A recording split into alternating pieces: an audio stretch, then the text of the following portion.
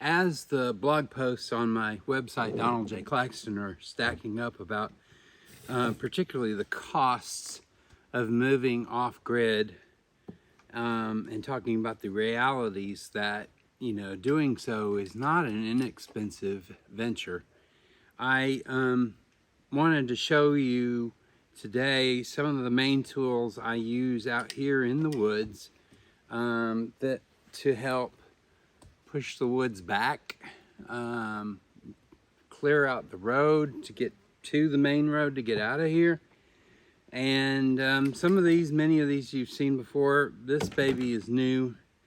I had all these last year, but when I got here, I was limited on funds in July of 2022. I knew I needed a chainsaw, and so I went to Walmart and I found this Black Max 16-inch bar chainsaw. I don't know what the CCs on it are, but let's just say there are not a lot of squirrels in it turning the motor.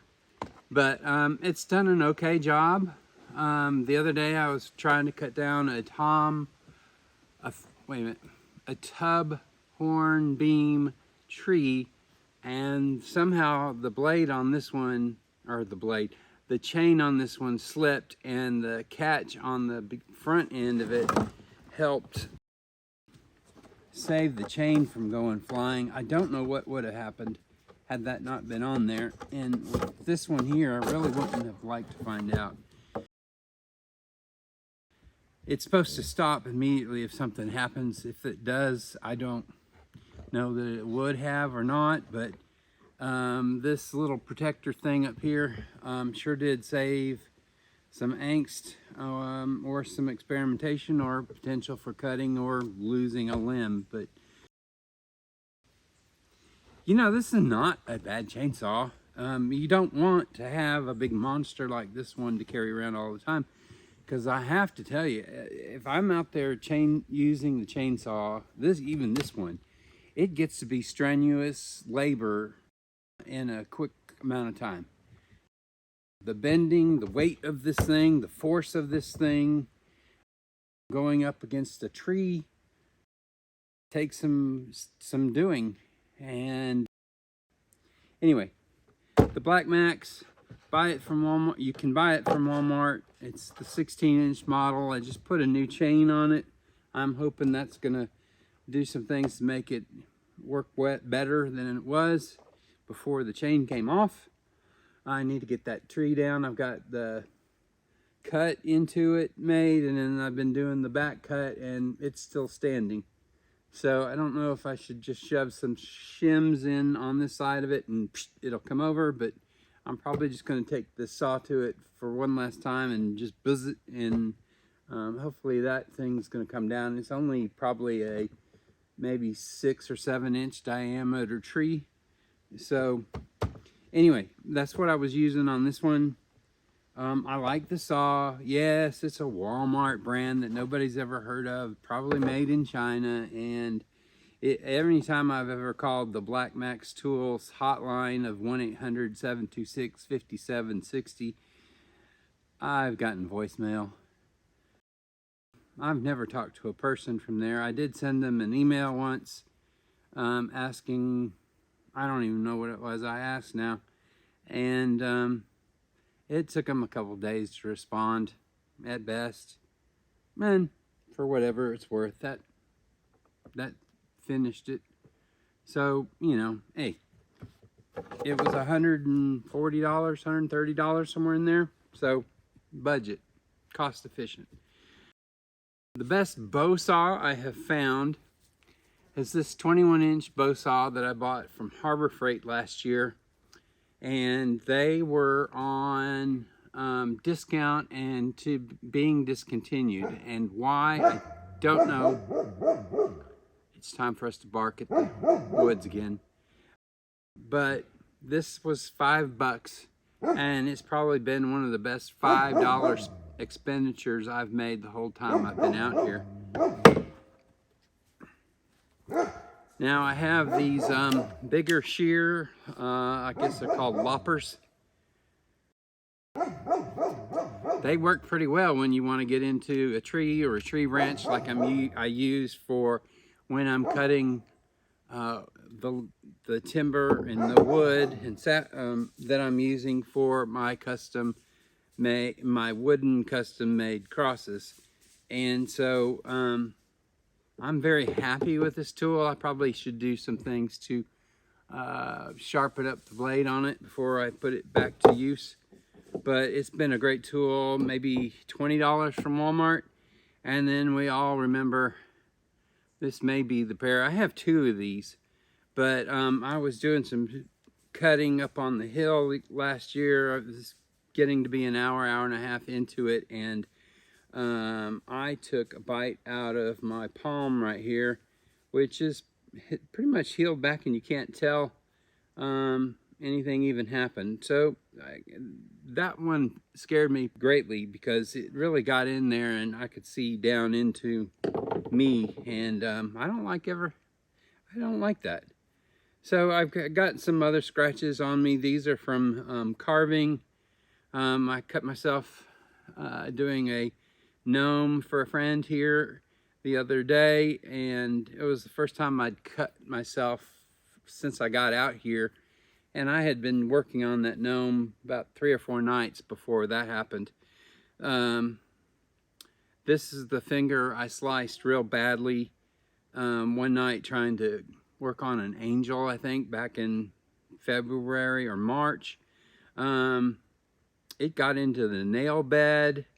There's more on this side. You can still see a little bit of a scar from where I cut myself. This cut, that cut,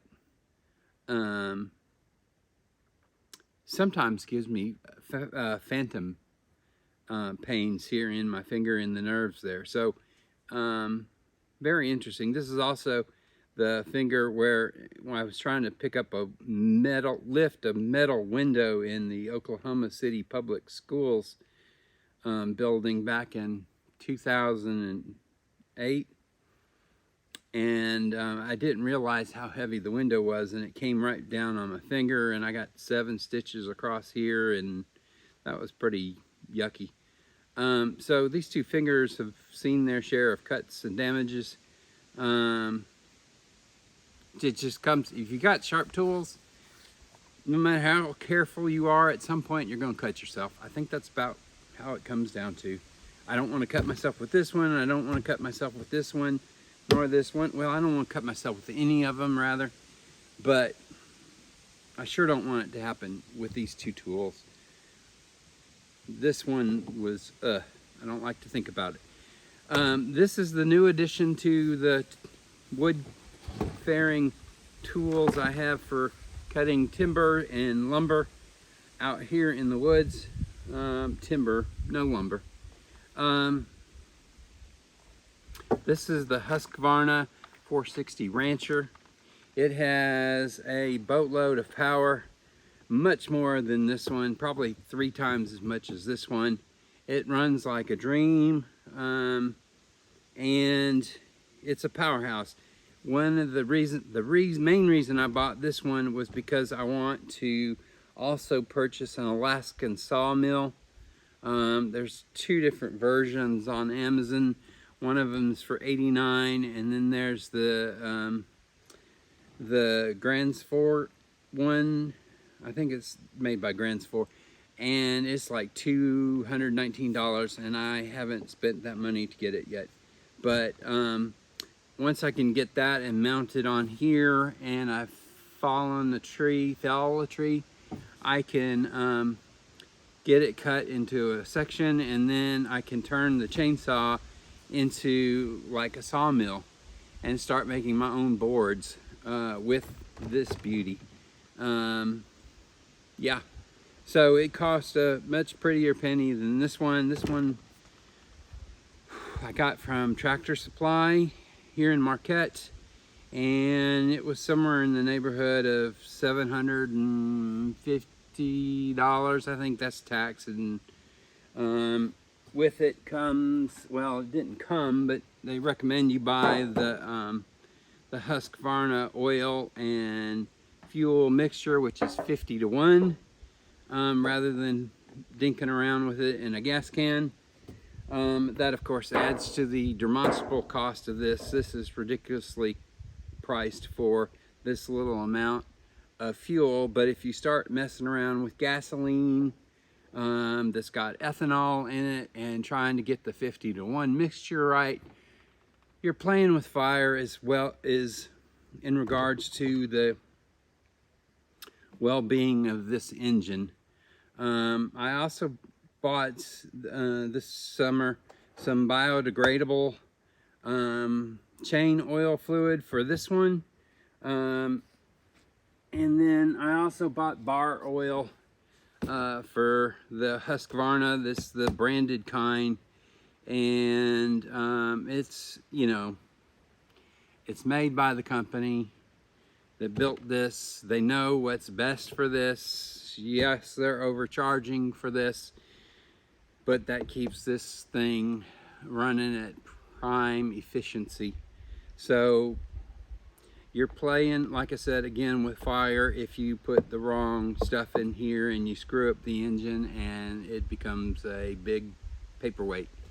And if you look on eBay and other places online to buy one of these tools, saws, they're not cheap to replace or even get parts for and then fix. And you certainly don't want to, even though there's Husqvarna dealers here in Marquette, you don't want to have to take it to somebody like that and say, hey, I think I put 26-to-1 oil in it, and well, it seems like the engine won't start anymore, and then they get inside and they see that it's, you know, tore up the engine, and you're just gonna have to buy a new saw. And Lord knows this one costs enough. I don't want to buy another one anytime soon. So those 1, 2, 3, 4, 5 tools are the prime ones I use out here for clearing out here in the woods off grid. Each has its own function and capabilities that exceed the other tools. I don't think there's any one-to-one comparison other than maybe I guess you would take more elbow grease to use this one to cut the same things that this one can cut, but this one certainly can't do what this one can do.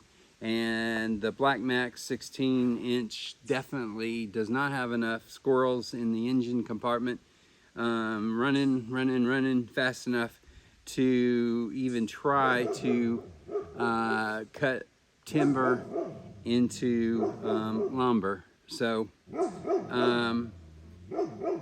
yeah, if you got any questions, post them down in the comments. I'm be happy to answer you if I can. If you got suggestions on supplemental tools that I might consider, I'm open to that too. But for the most part,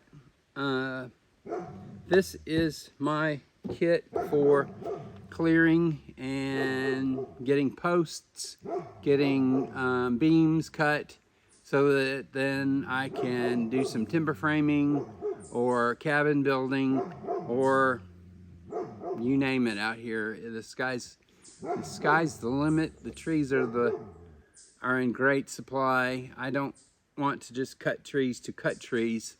And I think that's one thing you're going to find as you watch through my channel. I may cut a tree down, but what you're going to find out is I will use the lower ends of the stump for one thing. I'll use the mid-range of it for other functions. And then I make these wonderful custom-made wooden crosses in maple, oak,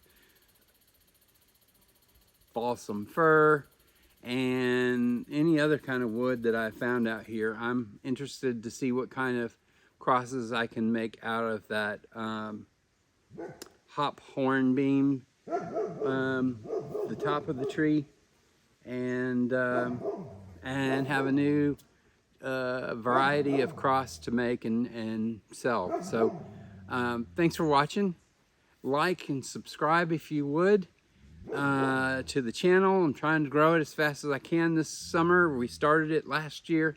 Still have a good many of you jumping on, and I hope to encourage and escalate that rate of subscriptions throughout the rest of the summer and into the fall of 2023, and then over winter.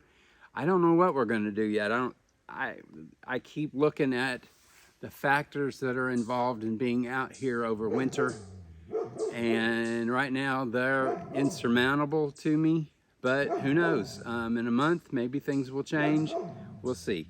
Meanwhile, Macy's barking at the woods like she's been doing all day long, and you can also soon check out, if it's not already published, the video on her and her days out here in the woods where she's having the Great Pyrenees lifestyle she always wanted.